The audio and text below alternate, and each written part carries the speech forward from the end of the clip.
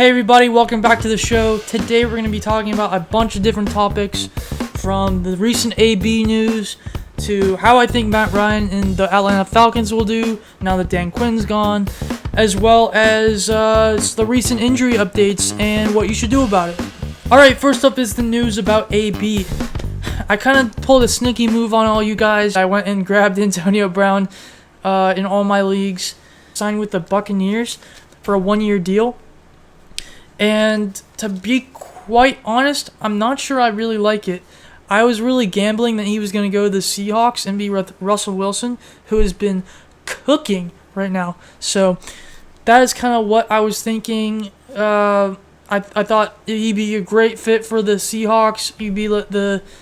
He probably would turn into the number one wide receiver there and making really the number 2 spot. Still pretty decent fantasy play, but I mean, even all three of them are going to do decent. I think, if anything, if he was to have gone there, Tyler would have probably taken the hit. The real reason I don't really like him on the Bucs is Tom Brady. And I know he's a great quarterback. He's had great years for the Patriots. He's doing decent on the Buccaneers right now. But if you're looking at their wide receivers stats and like the wide receivers they have there already, it's going to be a mess in terms of fantasy. Mike Evans is there. He's already got some chemistry with him. The only problem is he hasn't been really producing other than in the end zone. I believe he has 6 touchdowns already in 6 games. Possibly even more. Maybe even 7, I forget. But the problem with me that I have with Tom Brady is that he just throws it around way too often. I don't believe Chris Godwin is having that great of a season already, and this is just going to make it much worse for him, in my opinion. But at the same time, I could be totally wrong, because with AB there, their entire offense is going to open up, which actually might make it better for Ronald Jones. So he's the real winner in this.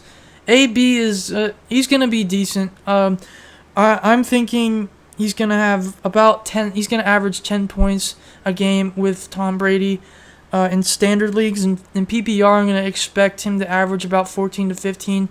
And I'm not expecting numbers that he had with like Big Ben and the Steelers, because that's just not the offense this is anymore with Tom Brady. So I think AB is going to do okay, but don't expect the big numbers he had a couple years ago. And you could even see that when he played the Dolphins week 1 with the Patriots last season.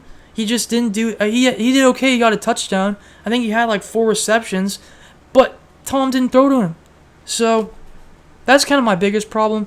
The other, I think, quarterback similarity this reminds me of is kind of like what Baker does. He just kind of throws it to everybody, even though he should be throwing to like the best guy on the field, which is OBJ, and yes, he does, but it's like I guess they just don't have a great connection. But that's kind of what we saw with Tom Brady and Edelman, and we're seeing that kind of with Mike Evans too.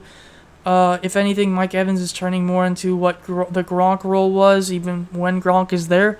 So there's a lot of mouths to feed on this team, and if I were you, I would actually consider selling Antonio Brown, possibly for Michael Thomas. That might not... If you could somehow get Michael Thomas from a frustrated Michael Thomas owner, this could be a good deal for you, because I think the second half of the season, Michael Thomas is going to do really well. That is what my thought was on AB. My other thoughts for the weekend having to do with the Falcons offense.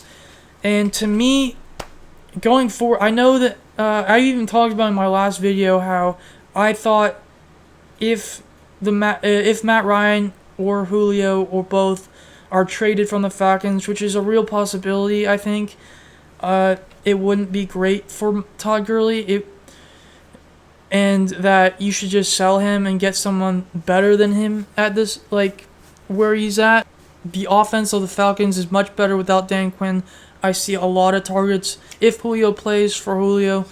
And I think Matt Ryan is a start for now on, because I think they got a fire going, and they really can't take their foot off the pedal anymore. So I'm thinking this is going to be a good motion for them if they end up keeping Matt Ryan and Julio. at least for the next couple weeks. I see them doing really well, and so I like that much better. Calvin Ridley should still be the same, but I'm expecting a lot more Julio end zone looks than he's had in the past. So this is good for Julio at the moment, but be prepared for him to also be traded. But for right now, I'm starting Matt Ryan. So that's my thoughts on that. Speaking of another team in the NFC South, the Saints, they don't have Michael Thomas this week. It was some injury news of the week. So, as well as Emmanuel Sanders being on the COVID list, he's out, I believe, for this game. I might have to check that again Sunday. But that's not looking good for Drew Brees against the Carolina Panthers, which is why I would actually sit him this weekend if you can. If Michael Thomas or Emmanuel Sanders was in, I would have probably started them. But even if it's just Alvin Kamara, I don't think that's really enough for me to start Drew Brees.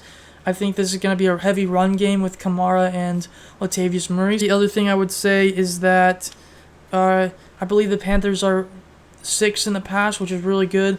So, and I don't think Traquan Smith is going to make up for that, or Jared Cook. So this week I'm basically just not going to start Brees, Smith. The only one I would consider is maybe Emmanuel Sanders if he is eligible for tomorrow. But I would just keep an eye on that, and he'd probably be a flex play. And then I would consider starting Jared Cook too. My last issue I think I'd bring up would be Joe Mixon is out this weekend on Sunday versus Cleveland. If you really wanted to, I would start Gio, but I feel like this is only going to be a 1 week thing. I don't think you should flex him out this week if you're like an 8 or 10 team league. 12 team or deeper, I would consider flexing him out. Possibly as a running back too, but that's only for like 14 person leagues and up. So, and I would start him definitely in PPR, but I just like the Browns actually have a decent defensive line. I would try my best to stay away, but if you were desperate, he's a desperate start. That's really all I had for you today in this video. Thank you for watching. I hope you noticed my vintage Jordy Nelson jersey, which is a classic. So I hope you enjoyed that. So if you haven't already, please go subscribe to my YouTube and podcast, as well as go follow my Insta and Twitter accounts, @BullseyeFantasy. I'd really appreciate it. Go listen, go check out my content, like, share, whatever. I really appreciate it. So hope you enjoyed it. Thanks. Peace.